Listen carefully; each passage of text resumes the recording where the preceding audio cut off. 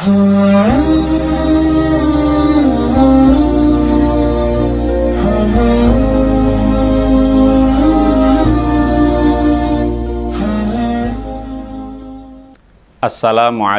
warahmatullahi wabarakatuh. Bismillah, alhamdulillah, wassalatu wassalamu ala rasulillah, sayyidina wa maulana Muhammadin ibni Abdillah, wa ala alihi wa sahbihi wa man tabi'a sunnatah, amma ba'dah. Para pemirsa Dak Sinarga TV dan kadang warga Dak Sinarga yang dimuliakan Allah, alhamdulillahi rabbil alamin. Puji syukur kepada Allah Subhanahu wa Ta'ala atas karunia dan anugerahnya.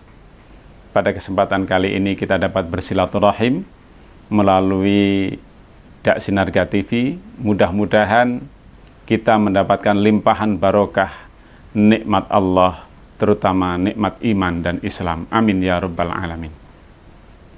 Salawat salam semoga tercurah kepada baginda Rasul Muhammad sallallahu alaihi wasallam, melimpah kepada keluarga, sahabat, umatnya, insya Allah termasuk kita semuanya. Amin ya rabbal alamin.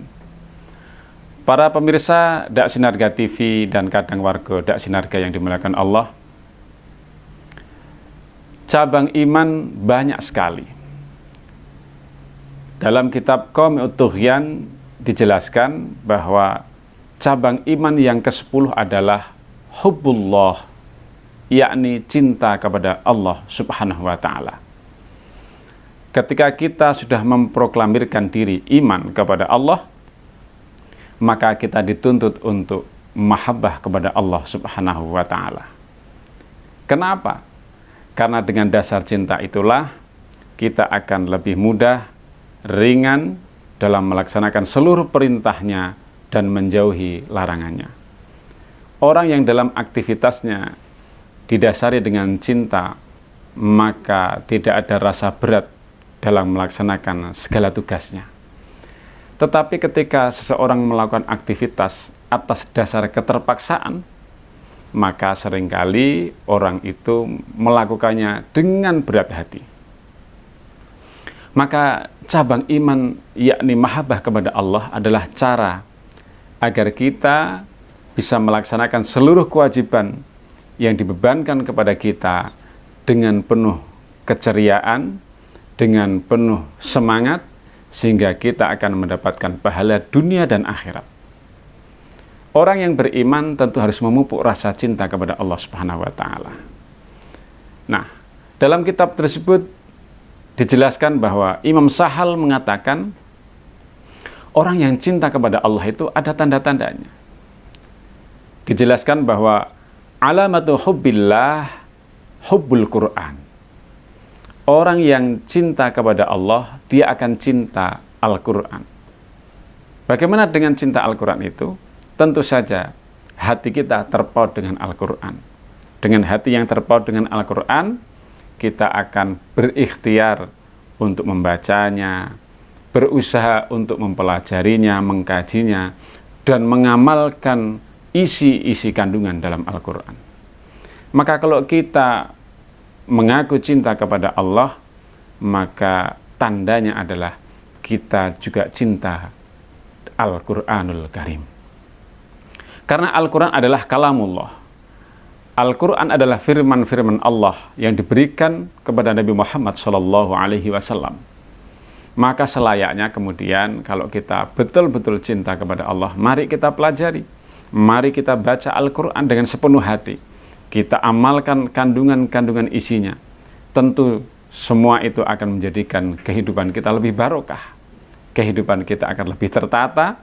Kehidupan kita akan senantiasa dalam naungan ridho, hidayah, petunjuk Allah Subhanahu wa Ta'ala. Kaum muslimin muslimat rahimakumullah. Yang selanjutnya dijelaskan bahwa wa alamatu hubbil Quran hubbun Nabi sallallahu alaihi wasallam. Orang yang cinta Al-Quran adalah mereka yang juga cinta kepada Kanjeng Nabi. Kenapa? Al-Quran dan Nabi tidak bisa dipisahkan. Jadi orang yang mengaku cinta Al-Quran, maka dia juga harus cinta kepada sosok agung Kanjeng Nabi Muhammad sallallahu alaihi wasallam. Kenapa? Karena Al-Quran diturunkan kepada Nabi, dan Al-Quran adalah mukjizat teragung yang diberikan Allah kepada Nabi Muhammad SAW. Maka kemudian kalau kita betul-betul cinta kepada Al-Quran, kita tidak boleh lepas untuk juga mencintai sosok agung Kanjeng Nabi Muhammad SAW. Kanjeng Nabi adalah wujud Al-Quran dalam perilaku dan praktis yang paling sempurna.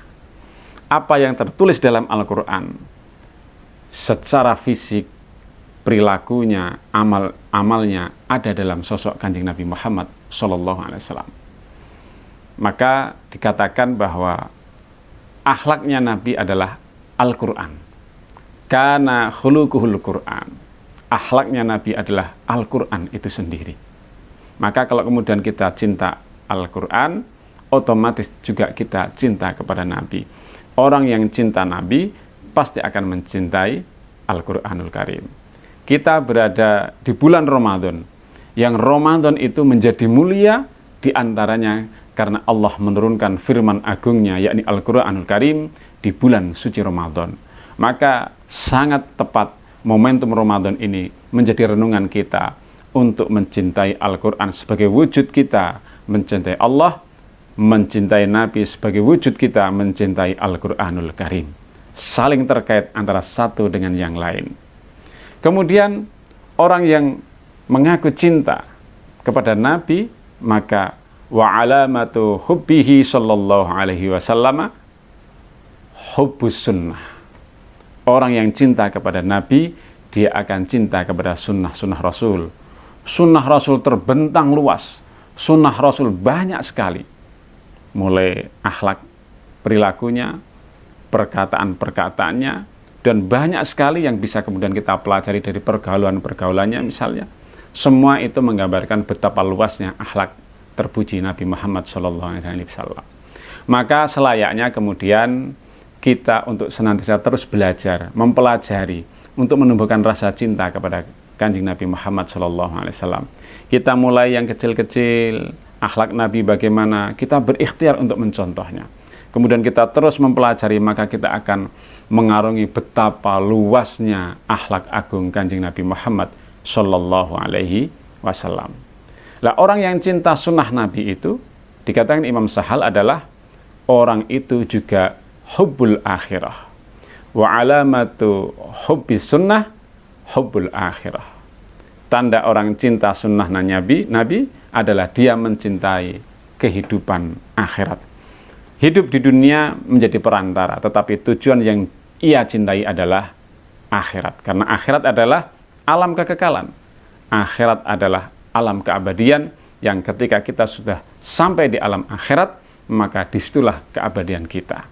Dunia adalah fana, dunia adalah sementara, dunia adalah mazra'atul akhirah. Sekedar untuk mencari pahala menuju akhirat. Ladang saja untuk beribadah menuju akhirat. Maka kalau kita mencintai sunnah Nabi, fokus kita adalah ke akhirat. Kita melakukan pekerjaan-pekerjaan dunia, tetapi bukan sebagai langkah final, tapi sebagai perantara untuk menuju akhirat. Lah, orang yang cinta akhirat adalah bughdud dunya. Dia tidak akan sepenuhnya mencintai dunia. Kenapa? Karena yang dia cintai adalah akhirat. Maka dunia ia jadikan sebagai bekal. Dunia bukan tujuan. Dan orang yang tidak suka dengan dunia adalah dia hanya mengambil di dunia ini sekadarnya sebagai bagian bekal untuk menuju akhirat. Dia boleh untuk hidup kaya, tetapi kekayaannya dijadikan untuk bekal di akhirat. Dia boleh punya mobil banyak mewah, monggo. Tetapi jangan lupa bahwa mobil yang ia gunakan adalah dia gunakan sebagai cara untuk beramal menuju akhirat. Dia boleh punya harta banyak, tetapi hartanya ia gunakan menuju akhirat. Itulah orang yang cinta akhirat, meskipun kehidupan dunianya tercukupi. Kenapa? Karena orang yang cinta akhirat, dia menggunakan seluruh potensi kehidupan dunia sebagai cara menuju kehidupan yang abadi, yakni akhirat. Para pemirsa Dak Sinarga TV dan kadang warga Dak Sinarga yang dimuliakan Allah, oleh karena itu di momentum Ramadan ini mari kita tumbuhkan cinta kita kepada Allah Subhanahu wa Ta'ala.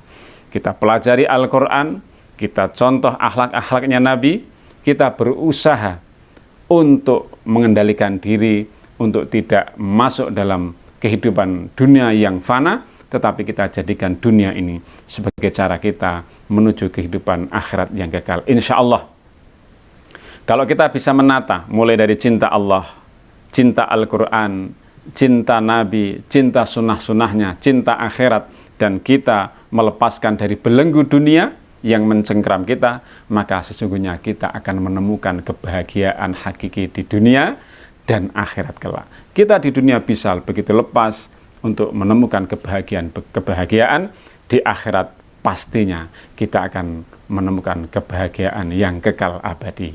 Oleh karena itu, mudah-mudahan kita mendapatkan hidayah Allah Subhanahu wa Ta'ala untuk senantiasa dalam jalan-jalan yang diridhoi Allah Subhanahu wa Ta'ala. Kaum muslimin, para pemirsa Dak Sinarga TV dan kadang warga Dak Sinarga, demikian yang bisa kita sampaikan, dan sekali lagi selamat menjalani ibadah puasa.